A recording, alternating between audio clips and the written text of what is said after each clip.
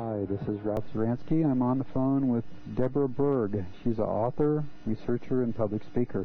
She holds both a BA in Political Science and Economics and an MPA, Public Administration degree from the University of Illinois. As an undergrad, she staffed the Watergate hearings in Washington, D.C. In her post-college, Debra was one of the first women to serve on the staffs of Illinois, Kentucky, and Minnesota state legislatures. How are you doing today?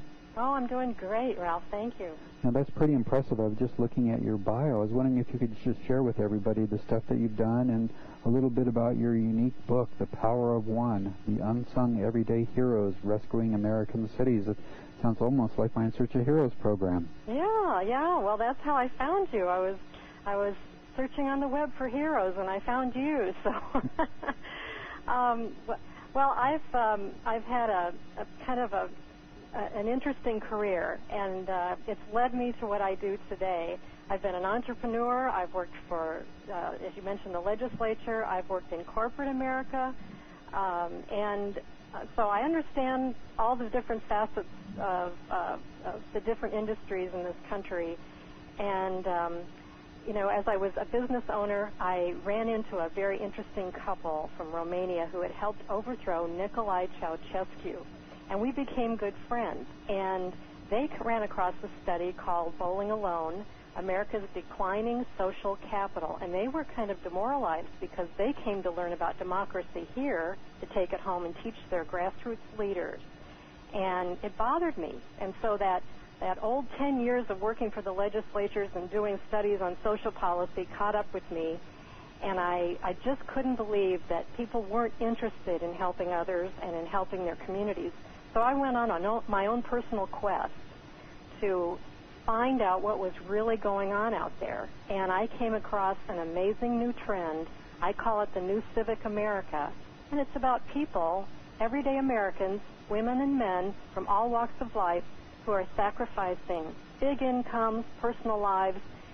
One man has even sacrificed an NFL pension to go and create a solution to a major social problem like poverty, at-risk youth, or crime. And that's what I do. And what I do is I get out there and I talk to people about what's going on, and I encourage others to do the same. Wow, that's really amazing. That sounds like a wonderful work.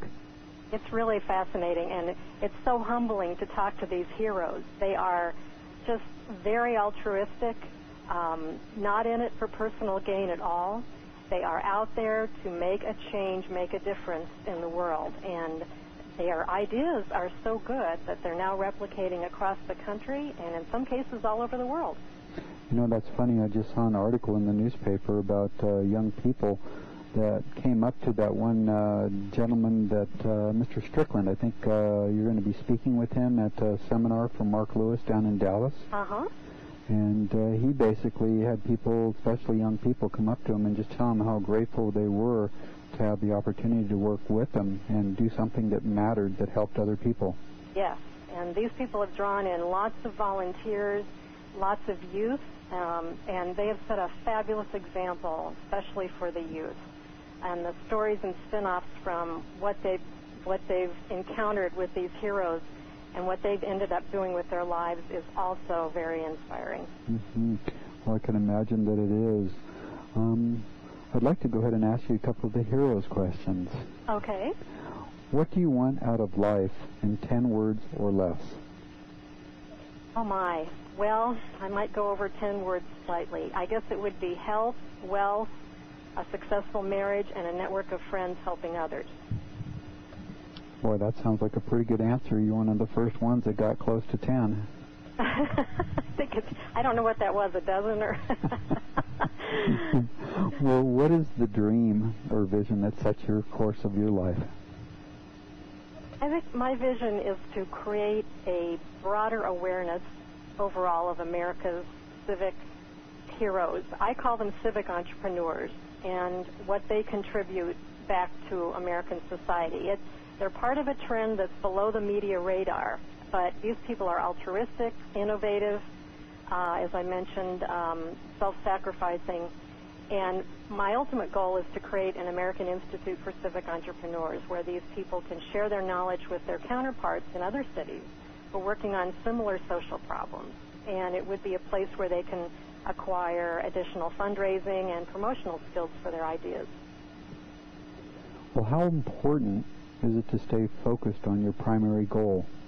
It's really, really critical to stay focused, but it's very challenging to do. It's a skill.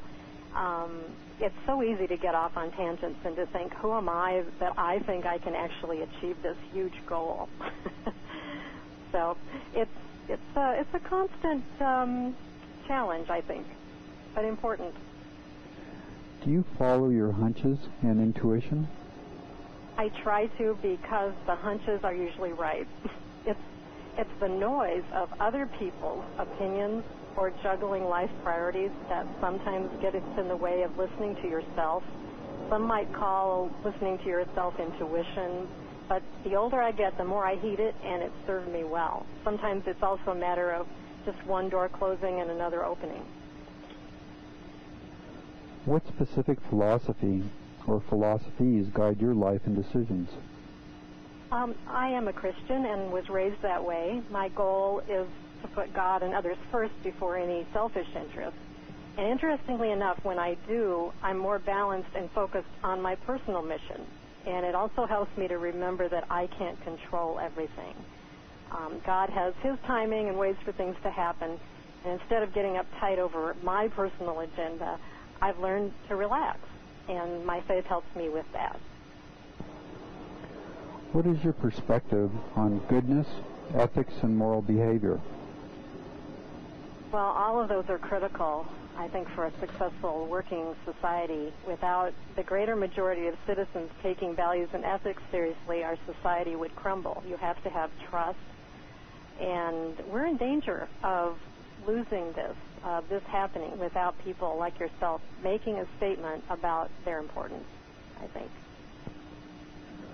What place does the power of prayer have in your life? Well, prayer is a regular part of my day and is not set aside for just one part of the day or day of the week. I prioritize some meditation and quiet time, even if it's only for a few minutes at a time, at my desk or wherever I am. It makes me more productive and easier to be around. What principles are you willing to sacrifice your life for? Both my faith and the safety and health of my family are the things that I'm willing to sacrifice for. Are your actions and goals consistent with your beliefs? Wow. My goals have changed over my life, but in every case, I've worked to keep them consistent with my beliefs. If they're not, for example, I get too focused on just money, I soon know it, and I try to make adjustments. Otherwise, I just don't have the energy to fuel a successful result. Is it valuable to have highly charged emotions about achieving your goals? I think it's critical. Otherwise, it's too easy to lose focus. If I hadn't had a strong desire to do what I'm doing, I wouldn't have invested 8 years of my own money and time pursuing dozens of interviews with civic entrepreneur heroes across America, and I wouldn't have quit my job to write the book, The Power of One, either. I think a person has to have a strong desire to overcome personal inconvenience that would otherwise block their success. Is it useful to take a positive view of setbacks, misfortunes, and mistakes? Oh, yeah.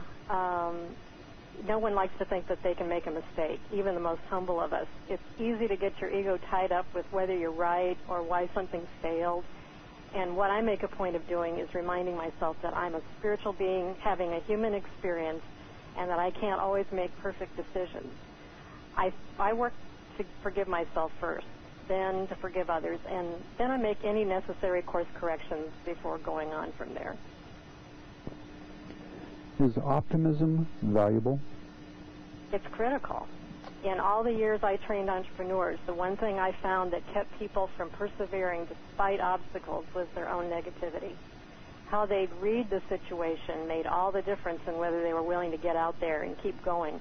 And if they couldn't generate a good level of optimism, an ability to see things from a positive side, there wasn't anything I could teach them that would help them succeed.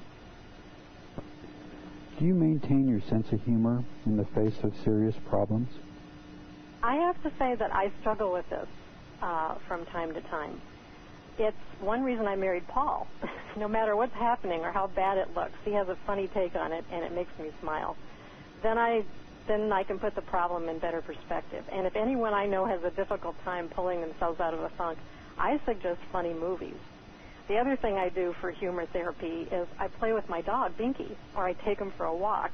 He's so much fun, it makes me pull back and look, at a situation with a better perspective. It really helps me. Do you take time out of your day to feed your subconscious positive thoughts about you, your goals, and your dreams? I do it in my head mostly, very little around others. Most people aren't tuned into affirmations. So if I ever do affirmations out loud, I do them privately. I also use it to counter any negative self-talk episodes that happen. Do you have the courage to pursue new ideas?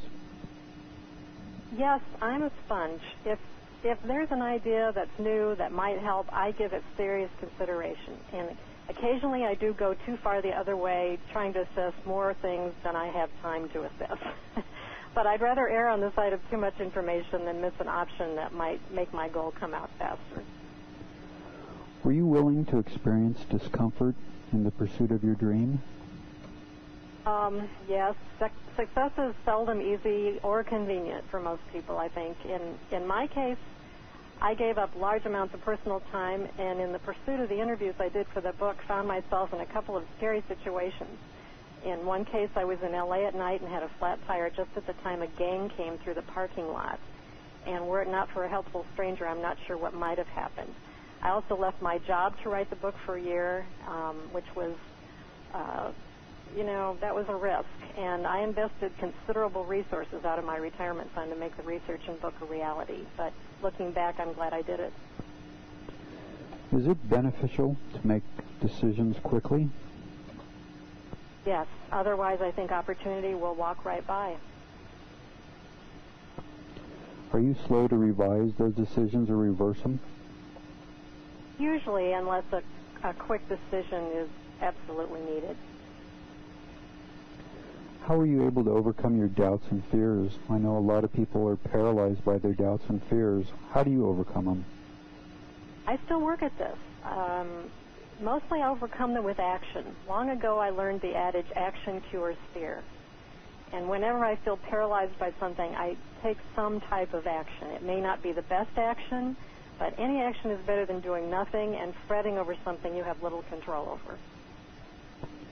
Do you readily forgive those who upset, offend, and oppose you? It seems that in a family, in a business, just in regular life, there's so many people that, create problems in your life and give you the opportunity to be kind, compassionate, and forgiving.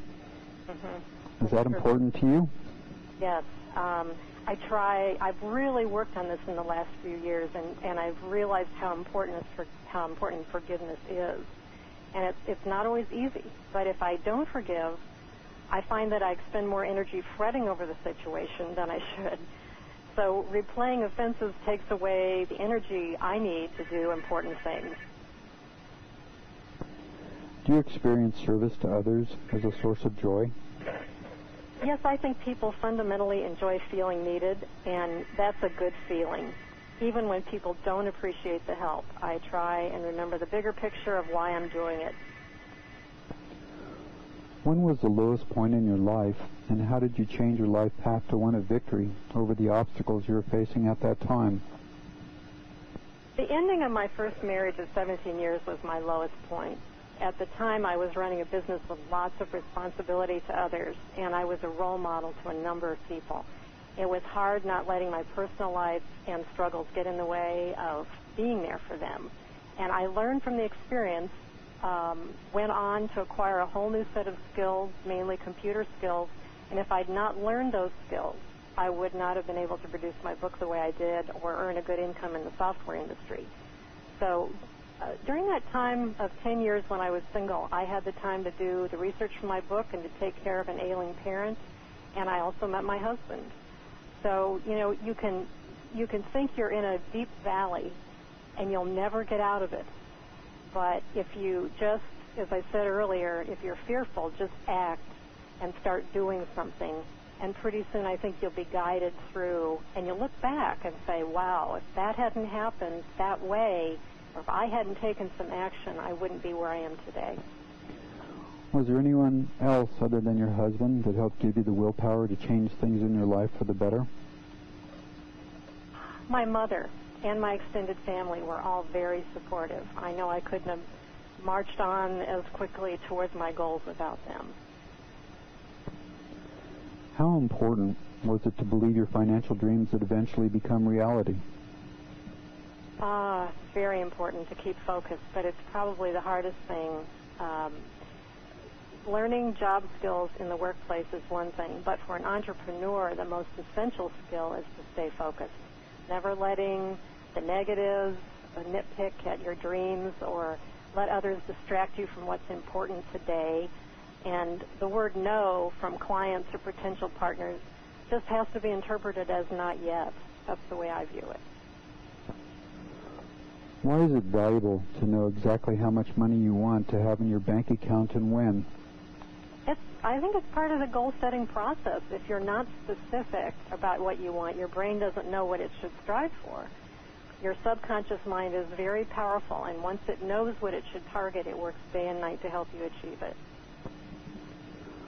What is your definition of heroism? Doing things that most people won't do to help others because of difficult decisions that need to be made or obstacles that have to be overcome. Did you ever create a secret hero in your mind that helped you deal with life's difficulties? I didn't create a secret. Well, it was a real hero. And I think my mother sort of knew, but my mother is probably the best role model or hero anyone could have had. I didn't need to create one because she was right there in front of me. What were the qualities and attributes of your mom that helped you so much when you were growing up? Mom surmounted incredible odds and obstacles to become successful, and mostly she did it while she was a single parent raising me. She was a secretary to generals and college deans. She also headed up a large organization internationally that helped thousands of women achieve a better financial situation, and perseverance was her battle cry. She was, not unstoppable, and whenever obstacles came up for me, I just remember her example. Who are the heroes in your life today? The people I consider heroes today are those I've written about in The Power of One. I'm in awe of their sacrifice, their generosity, their persistence, their lack of fear, and their concern for other people. How important is it to have trusted friends or a mastermind group to bounce your ideas off? It's very important, I think. How did they make a positive difference in your life? I believe we go, through many transitions in our lives, and it's critical to have like-minded friends and mentors who can help keep you steered in the right direction. The members of the mastermind group may change over time and should be chosen carefully. Sometimes they're there for a reality check. Many times I go to them to help me out in a creative way, and other times you need them to help you think on a completely different level from your usual way of looking at things. Who do you feel are the real heroes in our society today that aren't getting the recognition and rewards they deserve? Well, I'm biased. I really believe they are the civic entrepreneurs I've written about, the civic heroes. The reason being that the social ills of poverty and at-risk youth, neighborhood decay, housing shortages, and a host of other social problems are escalating and not being addressed in an effective way by our larger institutions. We've relied on them so long, and they're not doing a very good job at it. Otherwise, these problems would have been solved long ago. The civic entrepreneur is having much greater success and they're having success at a fraction of the cost of government programs. They're doing it in such a way that is more compassionate, it's more inclusive, and it's more engaging with people in the community to become volunteers and donors. Well, why are heroes so important in the lives of young people? Without good role models in society, children have no vantage point for how to respond to others or to become good citizens. What are the things parents can do that will help their children realize they too can be heroes and make a positive impact on the lives of others? I think parents can introduce their kids to good role models and support them in the pursuit of activities that build character. Your In Search of Heroes program is a great venue for that. How do people actually become heroes? I believe people become heroes when their character qualities intersect with an unexpected opportunity to act or to make an important decision that will save or improve the lives of others. How does it feel to be recognized as an Internet hero? Well, it's humbling.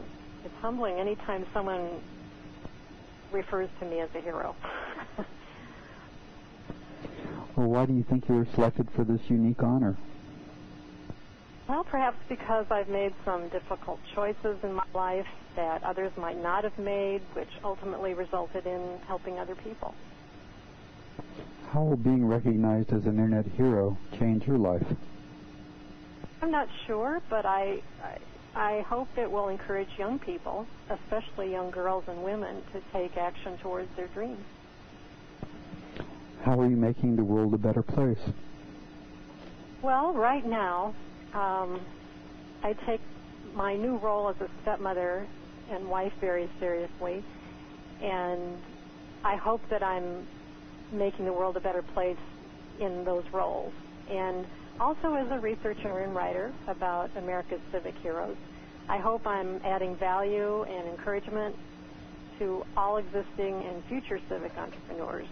And many of the kids in your program may become civic entrepreneurs one day. If they have the financial resources, a network of friends, and the desire to help others, they could help reverse a social problem in their community or in our society.